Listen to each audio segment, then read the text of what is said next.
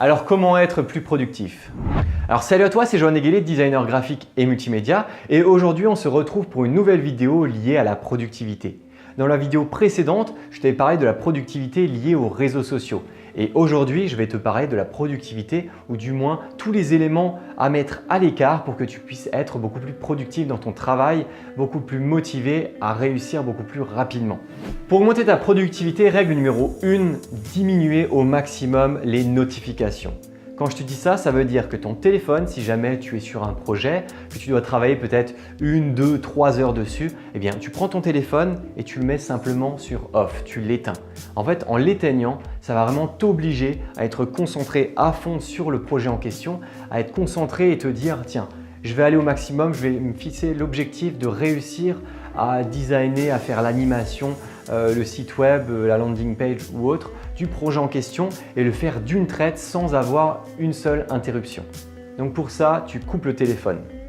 En deuxième sous-partie, enlever les notifications, que ce soit les mails, les notifications du téléphone, les notifications qui pourraient gêner finalement ta productivité. Tout simplement parce que, je te l'ai dit juste avant avec le téléphone, tu vas juste enlever tous les effets parasites ou tout ce qui pourrait parasiter en fait ta motivation et ta concentration sur le projet en question. Donc, mets les mails, mets tous les logiciels, tu mets tout de côté, tu gardes uniquement ton Adobe XD, ton Sketch, ton Photoshop ou autre. Tu gardes uniquement ça, tu travailles pendant 1, 2, 3 heures sur ton projet et comme ça, tu es en full concentration et tu n'as pas d'effets néfastes ou parasites à côté. Ensuite, après avoir fini ça, tu te dis tiens, j'ai fait ce que j'avais à faire, j'ai atteint mon objectif.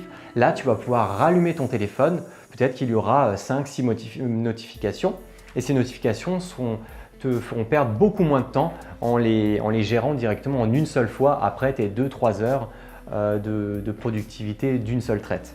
Alors le deuxième point très important, et beaucoup de freelance vont certainement me suivre là-dessus, c'est l'importance de la productivité et du lieu de travail. Si toi tu n'es pas encore freelance, tu ne sais pas forcément ce que c'est que de travailler dans un seul et unique lieu qui n'est pas forcément productif pour toi.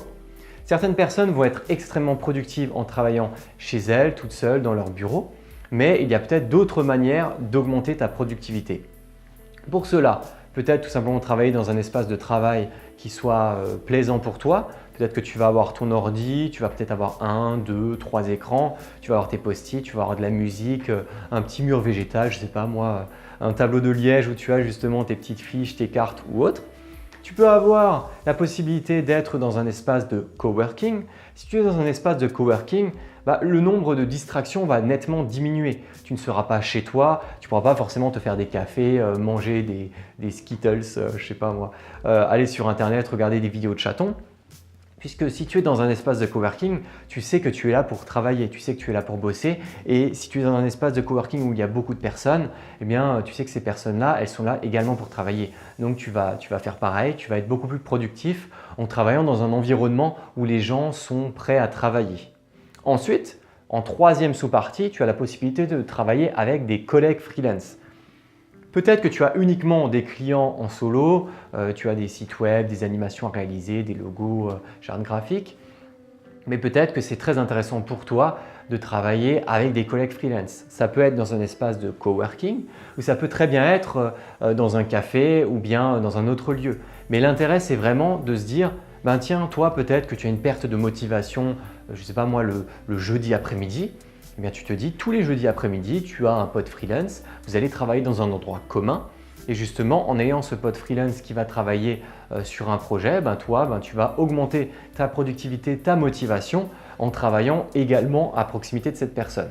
Alors derrière, il faut aussi faire attention à ne pas rentrer dans le bavardage comme à l'école notamment, mais généralement quand tu es freelance et que tu as un business et des clients, que tu as des projets en ce moment même, tu as certainement cette pression, le fait de devoir travailler sur tes projets et de les finaliser. Donc tu auras la motivation en étant dans ce lieu et tu n'auras pas envie de bavarder ou bien de digresser. Tu pourras très bien faire des pauses de temps en temps pour de nouveau te rebooster et parler avec les autres, mais en tout cas tu auras une meilleure productivité.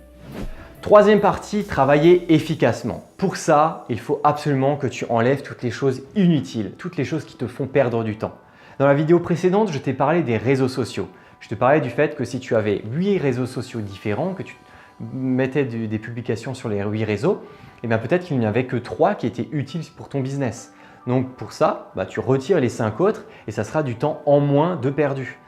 Pareil pour tes logiciels, peut-être que tu devras apprendre les contrôles, peut-être apprendre les raccourcis clavier pour que tu puisses agir plus rapidement. Si jamais tu crées un logo, peut-être que ce logo en question, tu arriveras à le créer en 40 minutes plutôt qu'en 1 heure si jamais tu avais les raccourcis clavier. Ça paraît tout bête comme ça de se dire tiens, il y a un raccourci clavier que je connais ou que je ne connais pas, mais un seul raccourci clavier, ça peut te faire gagner peut-être plusieurs minutes dans 1 heure. Et si jamais tu travailles toute la journée, tout le temps, peut-être que tu peux avoir un gain de performance de 5-10 minutes. Je sais très bien que pour du Adobe Premiere, lorsque tu fais du montage vidéo, si tu n'utilises pas les raccourcis clavier, tu peux perdre énormément de temps parce que tu as des raccourcis clavier qui te permettent de cutter directement des rushs entiers, de le coller à l'autre et ça automatiquement. Si tu le fais à la main, ça te prend un temps interminable. Surtout que tout ce qui est lié au rush, au montage, c'est extrêmement long. Et donc pour ça, tu as également l'achat de formation ou l'achat d'outils, que ce soit gratuit ou payant, qui te permettent d'aller beaucoup plus rapidement. Je sais que j'ai acheté pas mal de logiciels liés au motion design sur After Effects Premiere, tout simplement parce que ces logiciels en question me font gagner beaucoup plus de temps que l'argent que j'avais dépensé lorsque je les ai achetés à la base. C'est pour ça que n'hésite pas non plus à te dire tiens, tu peux avoir un petit budget pour des formations ou des trucs précis qui te feront gagner plus de temps que finalement l'argent que tu as dépensé dans le logiciel en question. Et de l'autre côté, n'hésite pas à combiner plusieurs tâches en une seule fois. Par exemple, la gestion de tes réseaux sociaux. Tu as peut-être un logiciel qui permet d'automatiser des posts, que ce soit sur Instagram, Twitter, Facebook ou autre. Peut-être que ces logiciels-là, pourquoi l'automatiser de jour en jour? Peut-être que tu as prévu, je ne sais pas moi, 5, 10 ou peut-être plus de publications. Et peut-être que ces publications en question, tu vas réussir à les planifier au fur et à mesure du temps. En les planifiant d'un seul coup, peut-être que ça va te prendre 2, 3, 4 heures, voire une journée pour tout planifier, mais ensuite tu seras peut-être tranquille pendant 1, 2, 3 semaines. Donc voilà, c'est vraiment extrêmement important de pouvoir condenser des petites tâches. Et pour cela, lorsque tu travailles pour des clients, si jamais tu travailles pour des gros clients, peut-être que de temps en temps dans ta to-do list, tu as envoyé un mail, poser une question, envoyer une réponse. Peut-être que tu vas relier absolument toutes ces petites actions dans ta to-do list. Tu vas tout faire en même temps, comme ça ce sera beaucoup plus rapide. Et le 4e et dernier point de cette vidéo que je mets encore après travailler efficacement, c'est le mindset gagnant. Si je le mets en dernière position, c'est tout simplement parce que quand tu es freelance, micro-entrepreneur, auto-entrepreneur, ton mental, c'est peut-être même ce qui va conditionner le plus ta réussite. Puisque quand tu es entrepreneur, tu travailles tout seul, tu es peut-être dans ta chambre, tu as peut-être des moments de haut, de bas, tu as beaucoup de clients, peu de clients, tu as de la pression, pas de pression. Et justement, il faut que tu puisses réussir à gérer l'ensemble de ces montagnes russes émotionnelles. Et pour cela, il y a diverses méthodes pour y arriver. Premièrement, ce que je trouve le plus important, c'est faire du sport. Alors je sais très bien qu'il y a énormément de freelance qui ne font peut-être pas de sport, qui peut-être se détendent, qui regardent la télé, qui jouent peut-être aux jeux vidéo, qui voient leurs potes, qui font des soirées, ce genre de choses. Mais je trouve que là, ce qui est d'ailleurs démontré scientifiquement depuis un bon moment, c'est que faire du sport, ça aère vraiment l'esprit. C'est que derrière, en faisant du sport, tu as vraiment un aspect de compétiteur, tu as vraiment un mindset de compétiteur. Et je pense que je vais te faire une vidéo à ce sujet. Je ne sais pas quand je te la ferai, mais je te mettrai notamment une fiche à ce niveau-là quand je l'aurai sorti. Mais en tout cas, le sport, c'est extrêmement important lorsque tu es entrepreneur parce que ça te permet vraiment d'avoir cet esprit de compétition, le fait de vouloir se dépasser, d'aller toujours plus loin dans ce que tu veux faire, dans les objectifs que tu te fixes à chaque fois. Ensuite, ce qui est extrêmement important, en deuxième sous-point, c'est s'aérer l'esprit. Pour cela, tu as diverses méthodes, peut-être aller dans la nature, faire des promenades, des balades, des randonnées. Tu peux également avoir la méditation. Alors moi personnellement, j'ai encore jamais testé la méditation, mais il y a énormément de gens qui en disent pas mal de bien, qui disent à quel point ça peut leur permettre de gérer leur mental, de gérer à quel point leur métabolisme peut être apaisé et à quel point ils peuvent avoir de la motivation juste en étant statique, en faisant des petits exercices comme ça tous les matins avant de travailler et à quel point ça leur donne de la motivation au fur et à mesure du temps. Comme j'en avais déjà parlé avant, tu as également le fait de se donner des micro-objectifs, notamment le fait de travailler 2 heures sans aucune interruption. De se dire, je suis sur un travail, j'y reste pendant 2-3 heures je vais bosser en continu à fond, je vais absolument pas avoir de notifications, pas avoir de bruit parasite.